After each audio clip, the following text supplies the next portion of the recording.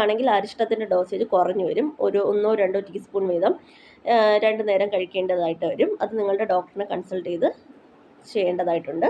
അതുപോലെ തന്നെ ഇത് ആഹാരത്തിന് ശേഷമാണ് അരിഷ്ടം സാധാരണയായിട്ട് പ്രിസ്ക്രൈബ് ചെയ്യുന്നത്. അടുത്തത് നമുക്ക് പറയാനുള്ളത് ഘൃതത്തിനെ കുറിച്ചാണ്. ഘൃതം എന്ന് പറയുന്നത് നെയ്യാണ്. നെയ്യ് നമുക്ക് പലതരം നെയ്യുകൾ നമുക്ക് ആയുർവേദത്തിൽ നെയ്യുകൾ അവൈലബിൾ ആണ്.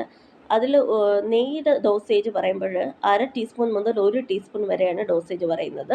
മുതിർന്നവർക്കാണെങ്കിൽ അത് ആഹാരത്തിന് മുമ്പ്, അത് മിക്കവാറും ഒക്കെ നമുക്ക് എംപ്റ്റി സ്റ്റൊമക്കാണ് പറയുന്നത്, അതായത് വെറും വയറ്റിലാണ് പറയുന്നത്. അത് ആഹാരത്തിന് മുമ്പ് 2 നേരമായിട്ട് വെറും വയറ്റിൽ കഴിക്കാനാണ് പറയുന്നത്. സാധാരണയായിട്ട് നെയ്യ് സേവിച്ചതിന് ശേഷം 1 ഗ്ലാസ് ചൂടുവെള്ളമൊക്കെ അഡ്വൈസ് ചെയ്യാറുള്ളതാണ് ഡോക്ടേഴ്സ്. അത് നിങ്ങളുടെ ഡോക്ടറിൻ്റെ പ്രിസ്ക്രിപ്ഷൻ അനുസരിച്ച് ചെയ്യുക. കുട്ടികൾക്കാണെങ്കിൽ ഘൃതത്തിൻ്റെ, അതായത് നെയ്യുടെ ഡോസേജ് 1/4 ആയിരിക്കും പറയുന്നത്. അതായത് 1/4 ടീസ്പൂണാണ് പറയുന്നത്.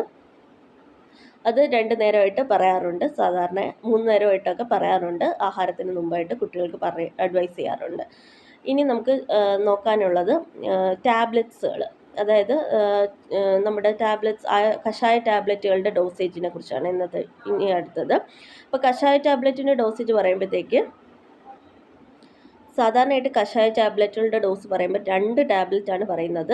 ഇപ്പോൾ ഗുളിച്ചതി കഷായ ടാബ്ലറ്റൊക്കെ ആണെങ്കിൽ 2 ടാബ്ലറ്റാണ് പറയുന്നത്. ആഹാരത്തിന് മുമ്പ് 2 ടാബ്ലറ്റ് ആണ് പറയുന്നത്. ഇത് 3 നേരമായിട്ട് കഴിക്കാം, അല്ലെങ്കിൽ 2 നേരമായിട്ട് കഴിക്കാം.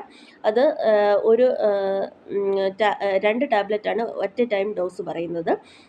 അതുപോലെ തന്നെ സോഫ്റ്റ് ജെൽ ക്യാപ്സ്യൂൾസ് എന്ന് പറഞ്ഞ് നമുക്ക് സോഫ്റ്റ് ജെൽ ക്യാപ്സ്യൂൾസ് അവൈലബിൾ ആണ്. തൈലങ്ങളുടെ സോഫ്റ്റ് ജെൽ ക്യാപ്സ്യൂൾസ്, സാധാരണ ബലാതൈലം സോഫ്റ്റ് ജെൽ ക്യാപ്സ്യൂൾസ് ഒക്കെ നമുക്ക് അവൈലബിൾ ആണ്. അതുപോലെ തന്നെ ക്ഷീരബല, അതുപോലെ തന്നെ ഗന്ധതൈലം സോഫ്റ്റ് ജെൽ ക്യാപ്സ്യൂൾസ് ഒക്കെ നമുക്ക് അവൈലബിൾ ആണ് മാർക്കറ്റിൽ. ഇതിൻ്റെയൊക്കെ ഡോസേജ് വരുമ്പോൾ സാധാരണ ആയിട്ട് വരുന്നത് 2 soft gel capsules at A time കഴിക്കാൻ പറയുന്നുണ്ട്. ഇത് 2-3 നേരം കഴിക്കാം.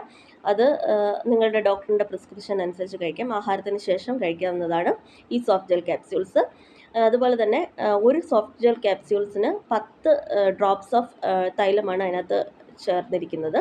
ഇപ്പോൾ ക്ഷീരബല തൈലത്തിൻ്റെ ഡോസേജ് എന്ന് പറയുമ്പോഴത്തേക്ക് അത് ഒരു സോഫ്റ്റ് ജെൽ ക്യാപ്സ്യൂൾസിൽ 10